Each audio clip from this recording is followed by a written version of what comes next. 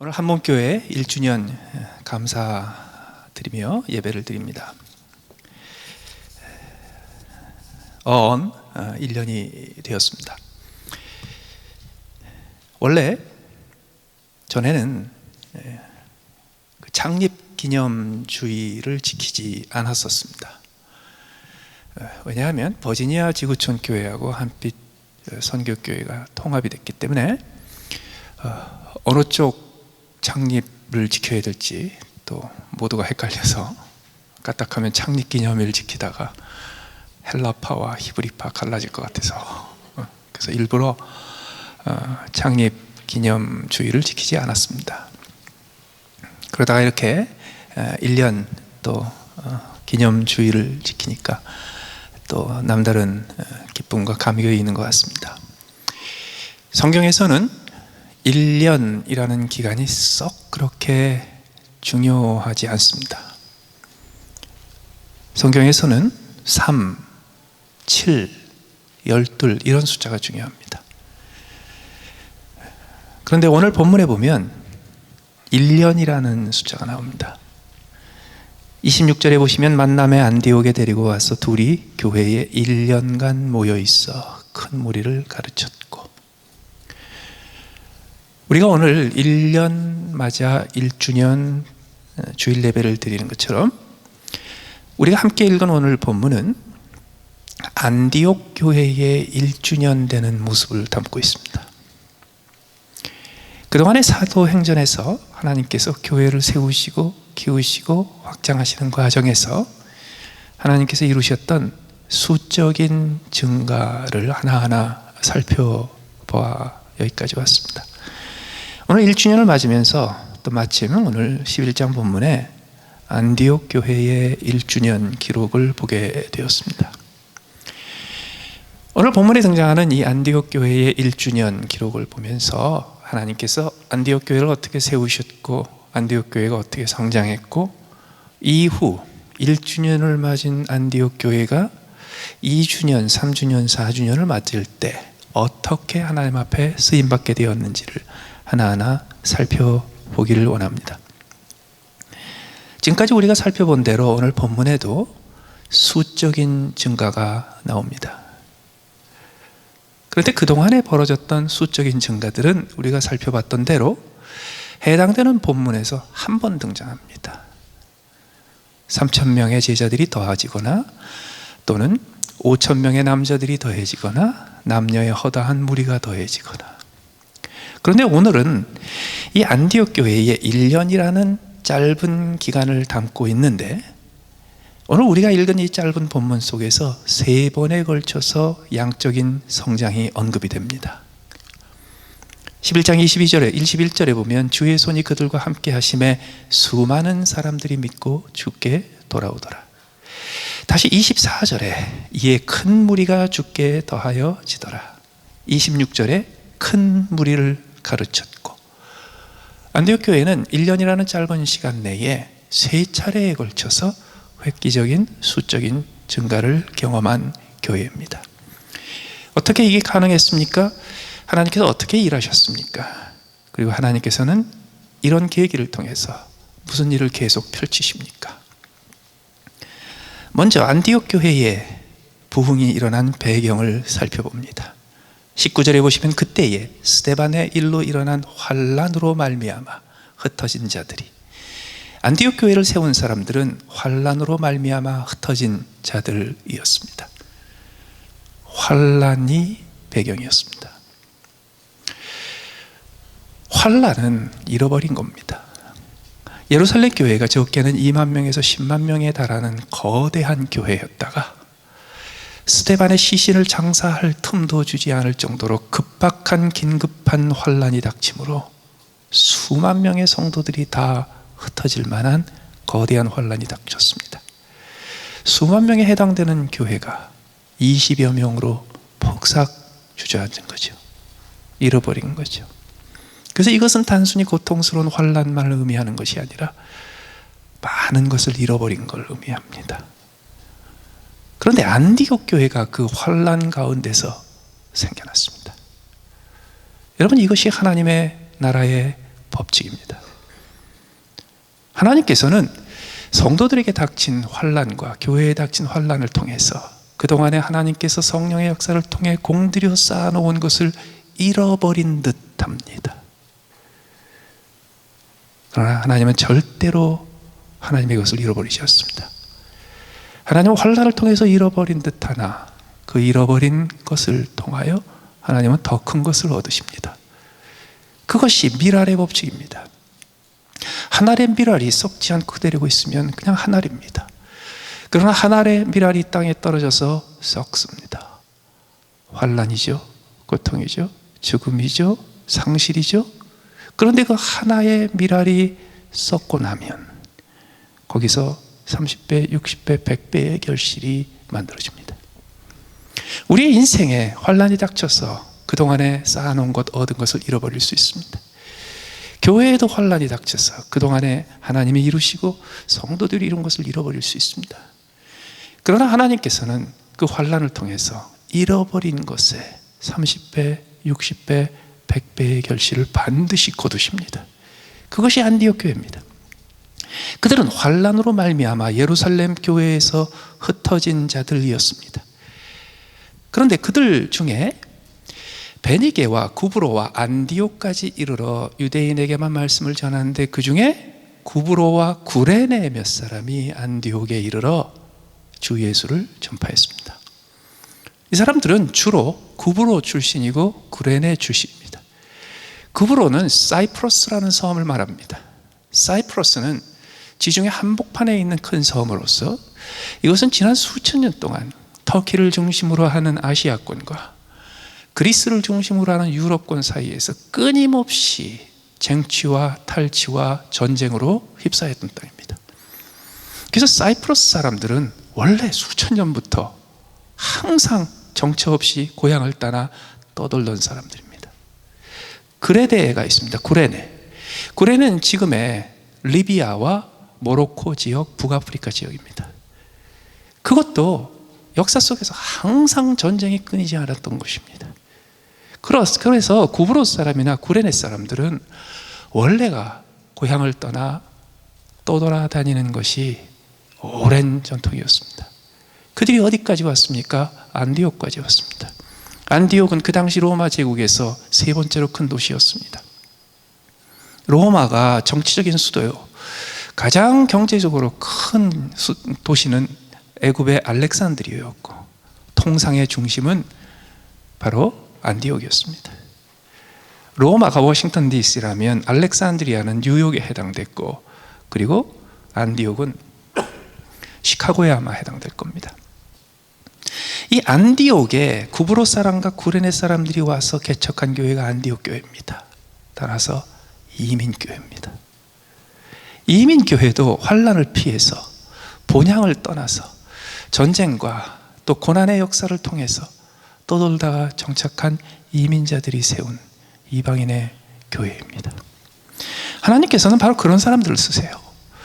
하나님께서는 바로 그런 자리에서 잃어버리고 상실한 것 같은데 하나님께서는 오히려 손해보지 않으시고 그런 곳에서 30배, 60배, 100배의 결실을 맺으십니다. 하나님께서는 그들을 통해서 어떻게 1년이라는 짧은 기간 동안에 큰 무리를 일으켜 세우셨습니까? 오늘 본문에 3번에 걸쳐서 수적인 증가가 지적이 됩니다. 이 3번은 안디옥 교회에 찾아온 3단계의 성장을 의미합니다. 첫 번째 성장이 바로 21절에 나옵니다. 그 주의 손이 그들과 함께 하심에 수많은 사람들이 믿고 주께 돌아오더라. 주의 손이 그들과 함께 했기 때문입니다. 주의 손이 그들과 함께 했다는 의미가 무엇일까요? 오늘 11장만 본 사람은 그 뜻을 알지 못합니다. 그러나 사도행전 1장부터 쭉 계속 읽은 사람은 이 주의 손이 함께 한다는 것이 무슨 의미인지를 알아요. 표적과 기사와 능력입니다. 손을 얹은 즉 병자가 낫고 기도한 즉 귀신이 쫓겨나고 안전뱅이가 일어나며 불치의 병이 나음을 얻는 그런 놀라운 성령의 기적들이 계속해서 벌어진 겁니다. 그렇습니다. 교회가 새로 세워질 때마다 하나님께서는 성령의 역사와 표적과 기적을 통해서 하나님께서 교회에 초석을 놓으십니다. 그런데 오늘 본문에 등장하는 이 주의 손이 그들과 함께 하시어 생긴 기적과 표적은 그 앞에 있었던 기적과 표적에 비해서 크게 다른 점이 하나 있습니다. 이 앞에 벌어졌던 기적과 표적은 다 유명한 사람들이 한 겁니다. 베드로가 한 겁니다. 요한이 한 겁니다. 빌립이 한 겁니다. 우리가 지난번에 살펴본 사마리아 교회에서부터 안디옥 교회 사이에서도 사실 두 차례에 걸쳐서 숫자적인 증가가 지적이 됩니다. 그것은 다 베드로 때문에 벌어진 일입니다. 베드로가 사마리아에서 이제는 계속해서 이곳저곳을 다니면서 복음을 전했을 때 갈릴리와 유다와 사마리아에 평안이 찾아오고, 왜요? 사울이 변했거든요. 체포조가 없어졌거든요. 그러자 곳곳에서 성도들이 더해지고 교회가 성장했습니다. 요바에 들렸던 베드로가 죽은 다비다를 살립니다. 그것 때문에 수많은 사람들이 요바에서도 예수를 믿습니다. 이 전까지 벌어졌던 기적과 표적은 한결같이 베드로나 요한이나 빌립과 같이 능력 있는 사람들, 하나님께서 권세와 권위를 부여하셔서 교회의 종으로, 교회의 사역자로 세웠던 사람들입니다. 그런데 오늘 본문에 등장하는 이 주의 손이 그들과 함께 하시어 벌어졌던 기적과 표적은 누구를 통해서 벌어졌습니까? 20절에 보시면 그 중에 구브로와 구레네 몇 사람이, 이 구브로 사람과 구레네 몇 사람 때문에 벌어진 일입니다. 이름도 없습니다. 그들은 역사에 이름도 남기지 않았습니다. 그들은 평범한 성도들이었고 평범한 평신도들이었습니다. 오늘 이 본문으로부터 시작해서 예수님의 약속하신 대로 그것이 12사도에게만 벌어지는 게 아니라 믿는 자에게는 이런 표적이 따르리니 너희가 귀신을 쫓아내고 병자를 고치며, 그 예수님의 약속이 일반 이름 없는 평신도들을 통해서 벌어지는 사건이 오늘 기록된 겁니다. 그렇다면 하나님께서는 왜 오늘 이 시점에 그 자리 안디옥에서 이런 일을 벌리셨습니까? 다시 한번 본문에 볼까요? 20절에 보시면 그 중에 구브로와 구레네 몇 사람이 안디옥에 이르러, 기도를 열심히 했기 때문에 주의 손이 함께 했습니까? 아니에요. 그들이 남다른 열심과 헌신이 있었기 때문에 주의 능력이 나타났습니까? 아니에요. 그들이 그 선교의 현장에서 하나님 앞에 능력 주기를 간구하여 능력을 입었기 때문입니까? 아니에요. 오늘 본문은 그 몇 사람이 안디옥에 이르렀을 때 그들이 했던 일을 이렇게 기록합니다. 헬라인에게도 말하여 주 예수를 전파하니. 달라진 상황은 이거 하나였어요. 헬라인에게도 전파했습니다. 이 전까지는 사도들을 중심으로 해서, 시작으로 해서 흩어진 모든 그리스도인들이 유대인에게만 복음을 전했습니다. 유대인 중에서도 원래 사도들은 그 팔레스타인 지역에서, 유대와 갈릴리, 그 사마리아, 그 유대 지역에서 태어난, 본토에서 태어난 순종 유대인들만 주로 복음을 전했습니다. 그러다가 7명의 사역자들이 더해지고 헬라파 지도자들이 나오면서 그들도 이제 더 확대된 복음을 전하기 시작했을 때 그들은 그때 그래도 계속해서 유대인에게만 전했어요. 다만 차이는 유대 땅에서 태어난 유대인이 아니라 해외에서 태어난 유대인들에게로 확대된 것뿐입니다. 그러다가 처음으로 혈통적으로 유대인이 아니고, 문화적으로 유대인이 아니고, 종교적으로 유대인이 아닌 전혀 다른 이방인들에게 처음 복음을 전한 겁니다. 하나님께서는 마치 기다리셨다는 듯이 헬라인에게 복음을 전하는 그 순간에 쏟아붓기 시작하셨습니다. 성령의 능력과 성령의 표적과 기사들을. 왜요? 그게 하나님이 원하시는 거예요.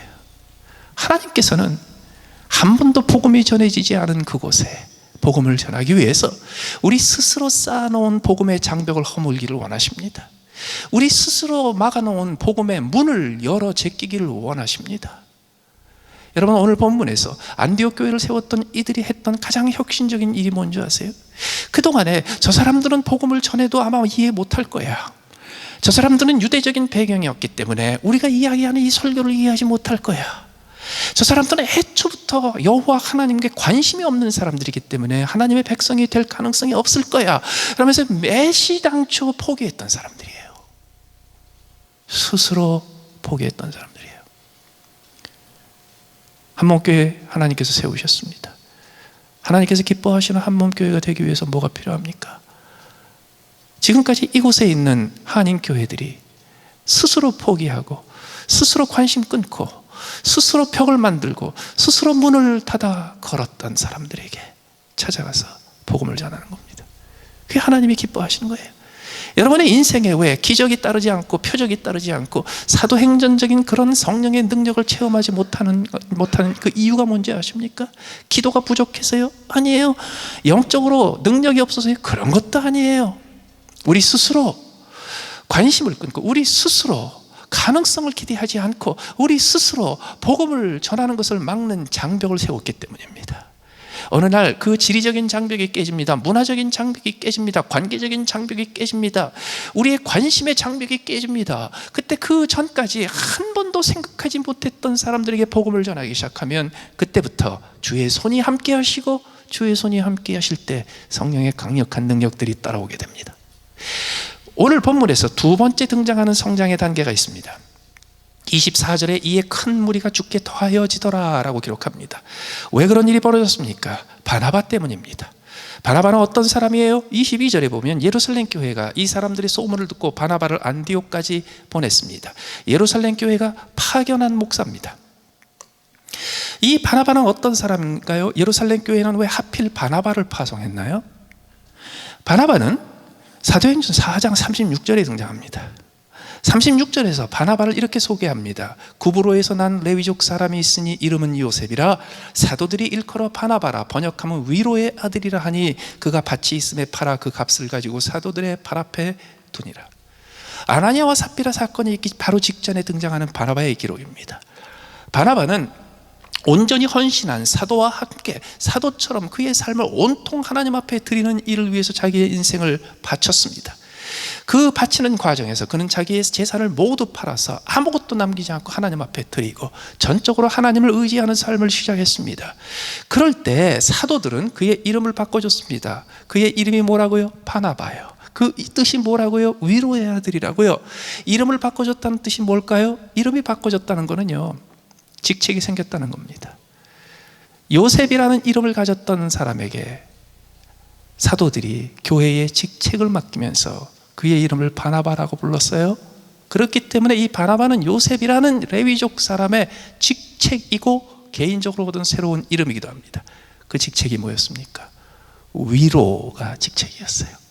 요새 말로 하면 바나바는 Chief Encouragement Officer입니다. CEO. 그게 이름이었어요. 그 바나바를 예루살렘 교회가 이 지역에 파송했습니다.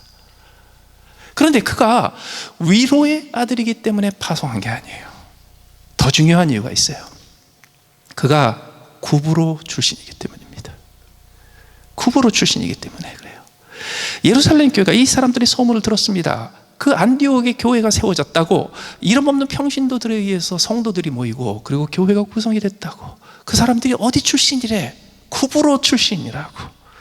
그랬을 때 그들을 돕고 그들을 대상으로 사역하고 그들의 목사를 하기 위해서 누굴 보냈습니까? 구브로 동향 사람을 보냈습니다. 왜요? 그래야 시간 오래 안 걸리고 즉각 통하기 때문입니다. 여러분, 어떤 분들은요, 그 교회가 멀티컬처럴한 걸 굉장히 중요시 여기는 분들 계십니다. 교회가 다양한 피부 색깔과 다양한 언어들과 다양한 민족이 함께 모여서 멀티컬처럴한 거 너무 강조하면 그거 우상됩니다. 멀티컬처럴한 것보다 훨씬 더 중요한 게 있습니다. 복음 전하는 겁니다. 복음 전하기 위해서 가장 좋은 방법을 선택할 수 있으면 멀티컬처럴한 거 포기해도 좋습니다. 그렇다면 복음 전하기 위해서 가장 좋은 방법이 뭘까요? 같은 동네 사람들이 모이는 겁니다. 저 교회는 호남 사람만 모여, 저 교회는 영남 사람만 모여. 문제 삼지 마십시오. 호남 사람과 영남 사람들이 함께 모이면요, 복음 전파가 잘 안 됩니다.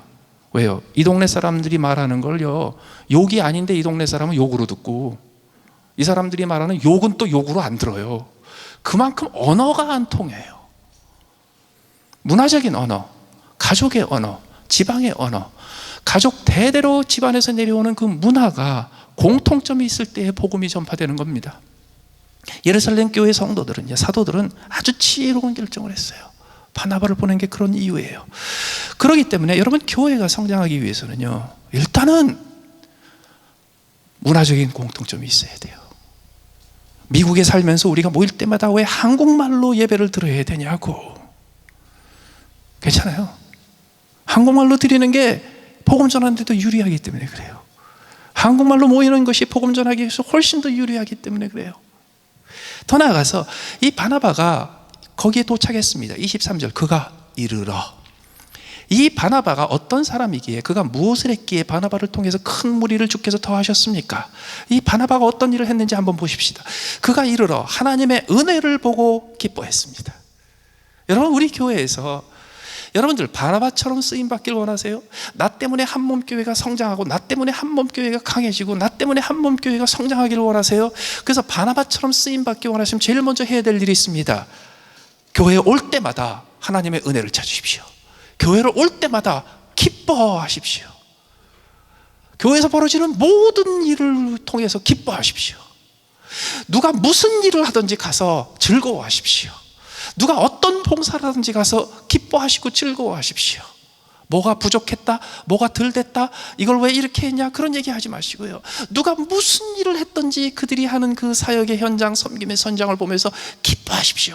기뻐할 수 있는 이유가 뭔지 아세요? 그곳에서 사람의 노력을 보지 마시고, 사람의 부족함을 보지 마시고, 사람의 완벽함을 추구하지 마시고, 그곳에서 하나님의 은혜를 보십시오. 그럼 기뻐할 수 있어요. 바나바는 그런 사람이었어요. 그리고 모든 사람에게 굳건한 마음으로 주와 함께 머물러 있으라 권했어요. 바나바는 머물러 있으라고 그랬어요. 바나바는 더 잘하게 밀지 않았어요. 바나바는 나를 따르라 그러고 앞장서서 끌고 가지도 않았어요. 바나바가 했던 권하는 말이 뭐였어요? 머물러 있으라고, 머물러 있으라고. 왜 그런지 아세요? 지금 잘하는 거라고. 지금보다 어떻게 더 잘할 수 있냐고. 물론 더 잘할 수 있는 길은 얼마든지 있지만요, 바나바는 그런 말 안 했어요. 지금 있는 그대로가 얼마나 좋은지 모르겠다고. 가끔 가다가 집회를 하거나 교회에 이렇게 사역을 할 때 보면은요, 1000명이 와야 되는데 100명밖에 안 왔다. 그러면 이제 낙심이 된단 말이죠. 그러면 100명 모인 자리에서 안 온 사람 900명을 막 야단을 쳐요. 근데 그 사람은요, 그건 또 다 앉은 사람이 야단을 맞아야 돼요. 왜 안 온 사람 대신에 온 사람들이 야단을 맞아야 되냔 말이에요. 온 게 얼마나 고마운데, 와준 게 얼마나 감사한데, 여기 와서 1시간 내내 졸더라도 말이죠, 얼마나 와준 게 감사한데. 끝나고 나서요, 나가면서 설교 들은 거 하나도 기억 못하고 나가도요, 얼마나 와준 게 감사한데. 애들하고 와이프는 드랍해주고요, 저기 파킹랏에서 차 안에 앉아가지고서 음악 틀어놓고, 그리고 담배만 1시간 내내 피우다가 가도 파킹랏까지 와준 게 얼마나 감사한데. 바나바는 그런 사람이었어요. 근데 바나바가 그렇게 할 수 있는 이유가 뭔지 아십니까? 24절, 바나바는 착한 사람이에요. 원래 착해서 그래요. 원래 착해서. 원래 착하다는 의미가 뭔지 아십니까? 그 다음에 바나바는 착한 사람이요, 성령과 믿음이 충만한 사람이라. 성령 충만, 믿음 충만보다 먼저가 뭐예요? 착해야 돼. 아무리 믿음 충만해도요, 안 착하면 쓸모가 없어요. 아무리 성령 충만해도 착하지 않으면 쓸모가 없어요. 그래서 나 하나님 바나바처럼 쓰임받아서 내가 한몸교회를 바나바처럼 유익하게 하고 키우고 성장하는 데 쓰임받고 싶어요. 그러면 하나님 앞에 뭘 구해야 되는지 아세요? 하나님, 나 착한 사람 되게 해주세요. 그런데 문제는 하룻밤 사이에 착한 사람이 안 됩니다. 착하냐 안 하느냐는요, 태어나서 3살 5살쯤 됐을 때, 그때쯤 이미 결정이 됩니다. 그래서요, 스스로 물어보세요. 나는 착한 사람인가? 스스로 나는 착한 사람인가 물어보면 다 정답은 예스입니다. 나만큼만 착해보라 그래, 다 그렇게 얘기합니다. 그래서 딴 사람한테 물어봐야 돼요. 그래서 사람들한테 물어보세요. 나는 바나바처럼 착한 사람입니까? 그럴 때 아니요, 그런 사람은 안 착한 사람이에요. 그러니까 딴 사람한테 물어보면요, 착한 사람은 어떻게 안 착하다고 얘기하겠어요? 그리고 안 착한 사람이 당신 안 착해 그러겠지. 그러면 그 얘기를 닦고 저 사람이 안 착해서 저런 소리 하는가 이러겠죠. 그래서 누구한테 물어봐야 되냐 하면, 나한테 무슨 말을 해도 손해볼 필요가 없는 사람, 나한테 무슨 말을 해도 욕먹을 필요가 없는 사람, 이런 사람한테 물어보세요. 그게 누군지 아세요? 남편이요, 아내요, 애들이에요.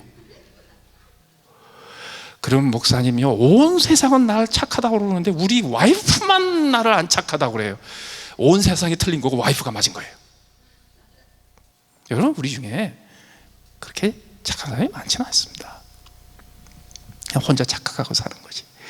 그렇다면 바나바처럼 천성이 착한 사람이 되지 못하면, 아무리 성령 충만하고 아무리 믿음 충만해도 교회를 유익하게 하는데 부족해요. 그런데 우리들이 다 착하지 않단 말이죠. 그럼 어떻게 해야 됩니까? 간단합니다. 아침에 올 때 결심을 하십시오. 나는 착한 사람이 되리라. 그럼 사흘은 갑니다. 주일부터 화요일까지는 갑니다. 이게 필요합니다. 내가 오늘 아침에 교회에 갈 때 나는 교회에 가서 하나님의 은혜만 찾을 것이다. 결심하십시오. 나는 교회에 가서 나는 기뻐할 일만 찾을 거다. 그게 바나바가 하는 겁니다. 그리고 가서 나는 하나님 앞에 교회에 가서 나는 교회에 온 사람들, 교회에서 섬기는 사람들, 교회에 있는 모든 현재의 상태를 나는 기뻐할 거다. 적정하고 오십시오.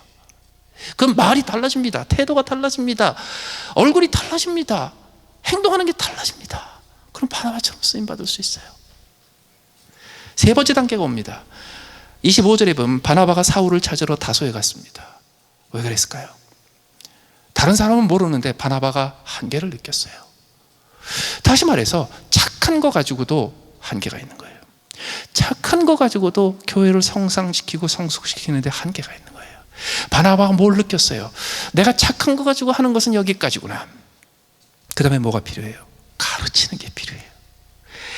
그래서 사울을 다소에 가서 찾아다가 안디옥에 데리고 와서 둘이 교회에서 1년간 모여서 큰 무리를 가르쳤습니다. 가르쳤어요. 여러분, 착한 사람은 못 가르칩니다. 왜 그런지 아세요? 가르치려면 틀렸다는 지적도 해야 돼요. 가르치려면 뭔가를 고쳐줘야 되는 것도 해야 돼요. 그럼 야단도 어떨 땐 쳐야 돼요. 그래서 바나바처럼 착하고 바울처럼 잘 가르치는 사람 있으면 얼마나 좋겠어요. 그런 사람 없어요. 그런 사람 절대로 없어요. 그래서 안디옥 교회의 성장이 보여주는 아주 중요한 특징이 하나 있습니다. 안디옥 교회는요, 한 사람을 통해서 성장한 게 아니에요. 안디옥 교회는 이름 없는 많은 성도들을 통해서 성장했을 뿐만 아니라 안디옥 교회에서 그 착한 심정으로 Chief Encouragement Officer를 하는 바나바를 통해서 성장했을 뿐만 아니라 또 한 구석에서 바울과 같은 가르침의 은사와 바울과 같은 훈련의 은사를 가진 사람을 하나님께서 보내주셨기 때문에 균형 있는 성장이 가능했던 겁니다. 그렇다면 이런 성장을 통해서 안디옥 교회가 성장했을 때 하나님은 그 안디옥 교회를 어떻게 쓰셨느냐 말이죠. 여러분, 안디옥 교회는 예루살렘 교회 이후에 처음으로 생긴 대형 교회입니다. 예루살렘 교회는 적게 잡으면 2만 명, 많게 잡으면 10만 명에 해당되는 거대한 슈퍼 메가 철치였습니다. 하나님께서 첫 번째로 세우신 교회는 수만 명에 해당되는 슈퍼 메가 철치입니다. 그래서 대형 교회에 대해서 너무 그렇게 펄펄 뛰지 마십시오. 그러면 하나님대로 실패했다고 그러는 겁니다. 하나님께서는 하나님이 원하시면, 하나님이 기뻐하시면 하룻밤 사이에, 며칠 사이에 사건 몇 가지를 가지고 수만 명, 수십만 명 교회를 이루실 수 있다는 사실을 하나님께서 보여주셨습니다. 그리고 하나님께서는 선교의 전략에 따라 제일 처음에 세워진 교회는요, 가장 거대한 거창한 슈퍼 메가 처치를 세우셨어요. 왜 그런지 아세요? 그 한 교회를 통해서 몇만 명의 성도들이 헌신되고 몇만 명의 성도들이 가치를 갖고 몇만 명의 성도들이 교회를 배우고 몇만 명의 성도들이 예루살렘 지역에서 곳곳에서 셀 교회로 모이면서 가정에서 교회 목회, 셀 목회를 하는 훈련을 하신 후에 단 한 번의 환난을 통해서 30배, 60배, 100배의 결실을 맺으셨습니다. 사도들 12명과 그리고 7명의 사역자들을 통해서 이루시는 그런 거대한 교회가 아니라 하나님께서는 그들을 순식간에 흩어서 그저 며칠 사이에, 몇 달 사이에 몇천 개, 몇만 개의 교회가 생기게 하셔서 문자 그대로 10배, 30배, 60배, 100배의 성장을 이루셨어요. 그것이 하나님께서 예루살렘 교회로 쓰신 목적입니다. 그러면 하나님께서는 이제 두 번째로 슈퍼 메가 철치를 만드셨어요. 안디옥 교회입니다. 안디옥이라는 도시는 그 당시에 로마 제국에서 세 번째로 큰 도시였고 경제적으로도 세 번째로 큰 도시였습니다. 인구가 40만에서 50만 명 됐습니다. 그 당시 예루살렘은요, 최대 인구가 10만 명에서 15만 명 정도 되었고요, 6월절과 같은 특별한 절기가 되면 40만 명에서 50만 명 정도가 모였던 도시였습니다. 근데 안디옥은 원래가 평상시 상주 인구가 40만 명에서 50만 명 되는 교회였습니다. 그 교회가 순식간에 1년 만에 큰 무리가 모이는 것이 3번 반복되면서 커졌어요. 얼마나 됐을까요? 몇천 명 규모였을 겁니다. 그걸 어떻게 할 수 있는가? 예루살렘 교회가 가장 규모가 컸을 때 12사도와 함께 7명의 사역자들이 보태져서 19명이 되죠. 7명이 세워지기 전에 바나바가 먼저 뽑히죠. 그래서 20명의 지도자가 교회를 이끌었습니다. 안디옥 교회가 피크를 이루었을 때 몇 명이 세워지는가? 뒤에 13장 1절에 보면 거기에 5명의 지도자들의 이름이 나옵니다. 그 5명의 지도자들이 안디옥 교회를 이끌고 있었어요. 20명에 비해서 5명은 4분의 1이죠. 그러니까 예루살렘 교회에 비해서 4분의 1 이하 교회입니다. 몇만 명 규모가 아니라 몇천 명 규모였을 겁니다. 그런데 하나님께서 안디옥 교회를 다시 한번 큰 교회로 만드신 이유가 뭐예요? 예루살렘 교회하고는 전혀 다른 방법으로 안디옥 교회를 쓰실 계획이 있었기 때문입니다. 어떻게?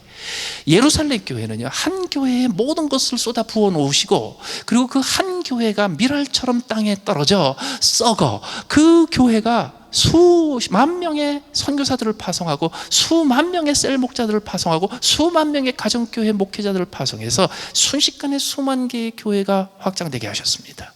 안디옥 교회는요, 안디옥 교회는 예루살렘 교회하고는 전혀 다른 방법으로 사용하십니다. 어떻게? 그들이 1년이 지나고 자리가 잡혔을 때 13장 1절에 보면 안디옥 교회에 선지자들과 교사들이 있으니 곧 바나바와 니게르라 하는 시몬과 구레네 사람 루기오와 분봉왕 헤롯의 젖동생 마나엔과 및 사울이라.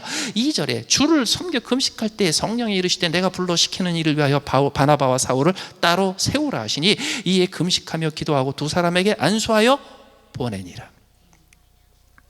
그들은 1년 조금 지나서 그들을 그동안 1년 동안 담임 목사의 역할을 하면서 지도했던 바나바와 사울을 선교사로 파송합니다.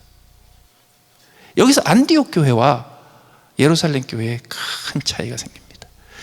예루살렘 교회는 하나님이 어떻게 쓰셨습니까? 환란이 일어나 몇만 명의 성도들이 흩어지고 사도들은 20명 정도 예루살렘에 남게 하셨습니다. 사도들을 제외하고 흩어지게 하셨어요. 안디옥 교회는요, 성도들이 남고 사도들이 보냄을 받게 하셨습니다. 그 사도들을 통해서 수많은 교회가 로마 제국 곳곳에 세워지게 하셨습니다. 그게 안디옥 교회를 쓰신 방법이에요. 저는 하나님께서 우리 한문교회도 그렇게 써주시길 바랍니다. 하나님께서 한번 흩어졌던 성도들을 모아 흩어진 나거네와 같은 사람, 이민자와 같은 사람들을 모아 하나님께서 1년 전에 안디옥 교회와 같은 교회를 이곳에 세우셨습니다. 왜 세우셨습니까? 처음에 버지니아에 개척할 때도 하나님 앞에 저는 이렇게 물었습니다. 하나님, 워싱턴 지역에 400개의 교회가 있는데 왜 교회가 하나 더 필요합니까? 만약에 400개의 교회와 똑같은 일을 하는 교회가 하나 더 필요하다면, 4분의 1을 담당하는 교회가 필요하다면 왜 400개 하나가 더 필요합니까? 다른 교회가 조금 더 열심히 하면 되지. 하나님께서 이 땅에 교회를 새로 세우신다면 지금까지 있었던 400개의 교회가 하지 못하던 일을 해야 합니다. 이번에 한문교회가 세워질 때에도 저는 똑같은 질문을 하나님 앞에 던졌습니다. 하나님, 워싱턴 지역에 400개의 교회가 있는데 왜 교회가 또 하나 생겨야 합니까? 하나님의 답이 뭐겠어요? 하나님의 계획이 뭐겠어요? 없던 교회가 또 하나 생기면요, 그 교회는 여태까지 다른 교회가 하지 못했던 일을 해야 합니다. 그게 뭐예요? 우리 스스로 닫아 걸었던 복음의 장벽을 허물고, 우리 스스로 잠가버렸던 복음의 문을 열고, 그동안에 우리가 미처 생각하지 못했던 지역, 미처 생각하지 못했던 사람들, 미처 생각하지 못했던 복음의 영역으로 뛰어들어 그곳에서 복음의 길을 넓히는 일입니다. 그동안에 교회들이, 어떤 교회들도 하지 못했던 시도를 하는 겁니다. 그동안에 모든 교회들이 자기들의 선교지라고 여기지 않았던 곳에 뛰어드는 겁니다. 그것은 단순히 지리적이고 지역적인 면에서만 선교지를 이야기하는 게 아닙니다. 그동안에 교회가 뛰어들지 못했던 다양한 사회 문화적인 영역들이 있습니다. 그동안에 애초에 포기하고 그곳에 복음 전하는 게 불가능해 보이니까, 그곳에 복음을 전해도 열매가 없을 것 같으니까 애초부터 관심을 끊고 포기했던 사회적인 문화적인 영역들이 있습니다. 그곳에 뛰어들어야 돼요. 그 방법이 무엇입니까? 예루살렘 교회의 방법은요, 사도들만 남겨놓고 나머지 성도들을 흩으시는 거였어요. 안디옥 교회의 방법들은 뭐예요? 성도들이 그 자리에 있으면서 사도들을 보내는 거였습니다. 많은 목사님들이 이 본문을 가지고 이렇게 얘기하십니다. 그 교회에 가장 중요한 사역을 감당하고 있었던 공동 담임 목사 2사람을 선교사로 파송했습니다. 그러니까 선교사로 파송하되 성도들이 파송되는 게 아니라 교회의 가장 중요한 목회자들이 파송되는 교회가 되십시오. 일리가 있는 말씀이기도 하지만 정확하지는 않습니다. 왜 그런지 아세요? 바울과 바나바가 파송을 받았어요. 바울과 바나바 파송을 받았을 때 어떤 분들은 이런 얘기를 하세요.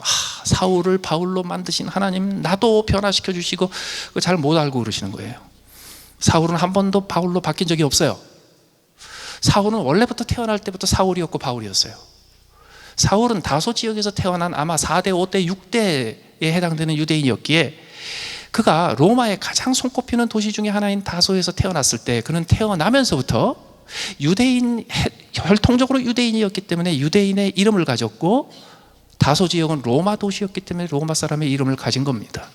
우리의 자손들이 여기서 태어났을 때 할아버지가 지어준 한국 이름이 있고, 이 지역에서 버스 서티피케이트 등록할 때 지은 영어 이름이 있는 것처럼요, 한국 사람이니까 끝까지 영어 이름 하지 말고 한국 이름. 안 그래요. 그리스도인은 안 그래요.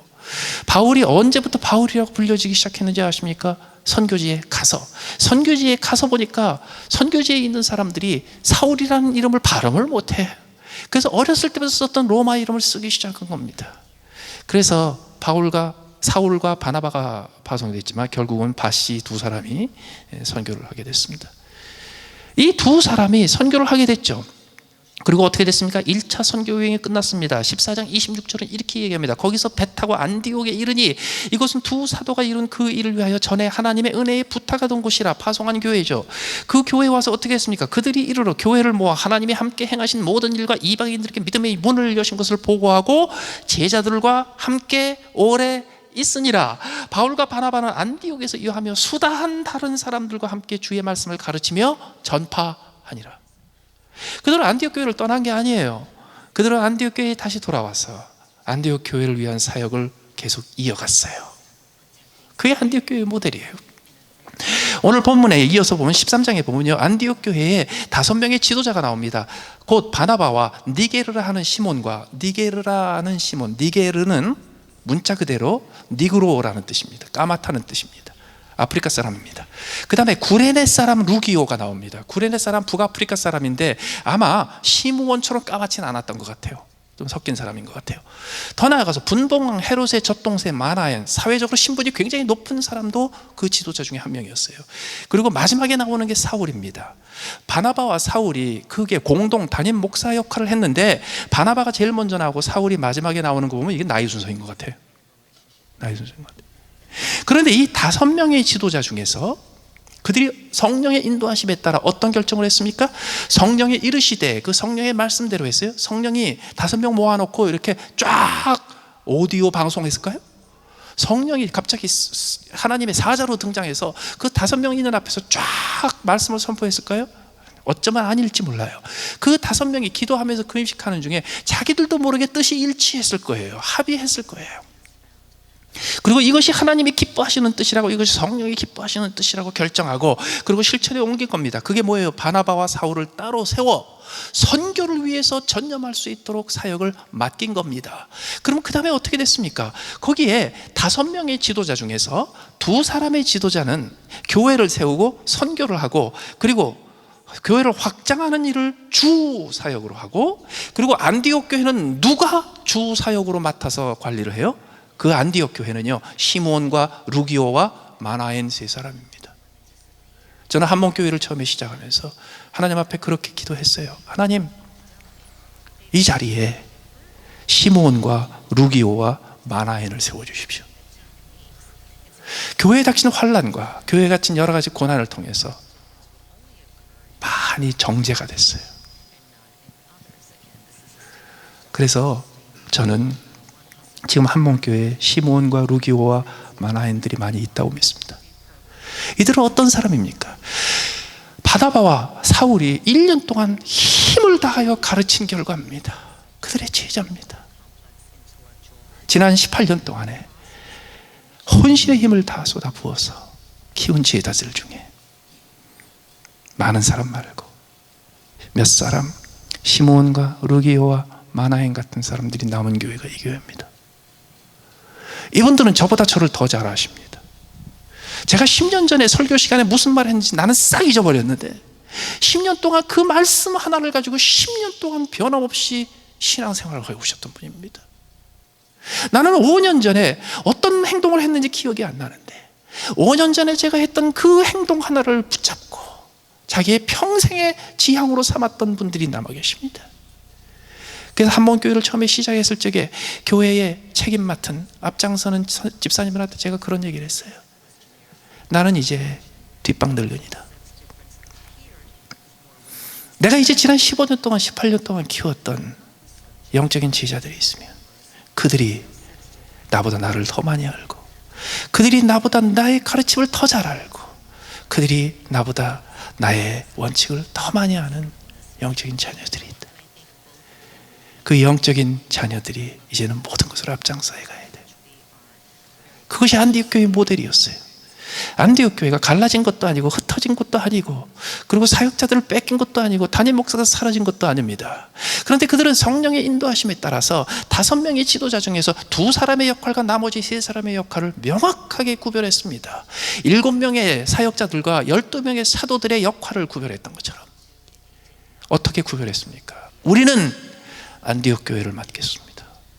당신들은 안디옥 밖에 있는 데를 맡으십시오.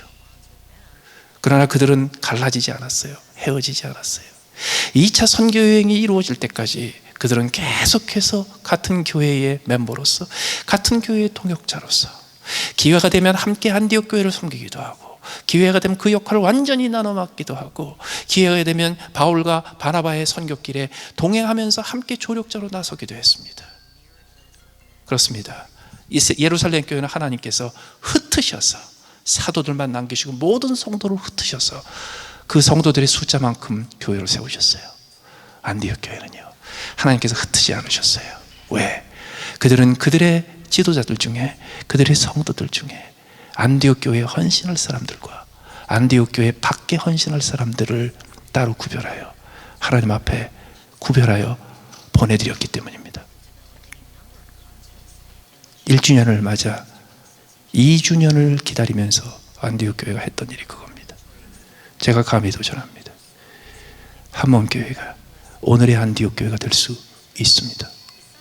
이 안디옥 교회가 있는 곳이 바로 지금의 터키 남쪽 국경 부근이고 거기서 조금만 내려가면 시리아입니다. 그곳이 지금 수십만 명의 난민들이 발생하는 곳입니다. 그 당시에 로마 제국 곳곳에 교회를 세웠던 기지 역할을 했던 그 안디옥이라는 도시가 지금 기독교를 완전히 박멸하다시피 했던 근대의 사울의 역할을 했던 이슬람이 장악하고 그나마 그곳에 남아 있었던 오래된 그리스도인들을 박해하며 수없이 쫓아내고 있습니다. 지난주에 은퇴하신 프랭크 울프 하원 의원과 함께 뜻을 모으는 이 지역 목사님들이 함께 모이는 모임에 갔습니다. 그분들이 함께 모였던 이유가 뭔지 아십니까? 종교의 자유를 위해서 투쟁하며 헌신하는 운동을 시작하기 위해서 모였습니다. 그곳에서 그 이유와 목적을 설명하는 목사님 한 분이 이런 얘기를 하셨습니다. 지금 현재 전 세계에서 특히 중동 지역에서 너 예수를 부인해 라는 말 한마디에 나는 예수를 모릅니다, 나는 이제 예수를 믿지 않겠습니다 라는 말 한마디만 하면 살 수 있는 상황에서 예수를 부인하지 않았다는 이유 때문에 그 자리에서 처형되는 사람이 5분의 1명이래요. One martyr every 5 minutes. 기독교 역사 2000년 동안에 지금처럼 수많은 순교자가 배출되는 때가 없었습니다. 그곳이 안디옥이에요. 하나님께서 박해가 있는 예루살렘에서 피해 흩어진 성도들을 안디옥에 모으셨어요.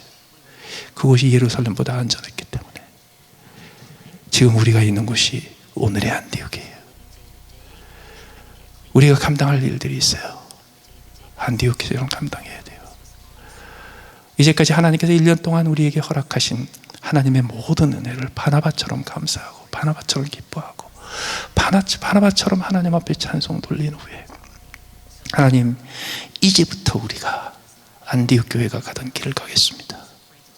그럴 때 비로소 하나님께서 이제는 흩지 않으시고 이제는 복음의 선교의 기지로 삼아 한 교회가 계속해서 힘을 얻고 그 힘으로 수많은 교회들을 세우는 안디옥 교회 같이 써주시고 사용해 주시는 한 몸 교회가 되기를 예수님의 이름으로 축원합니다. 우리 같이 한번 기도하시겠습니다.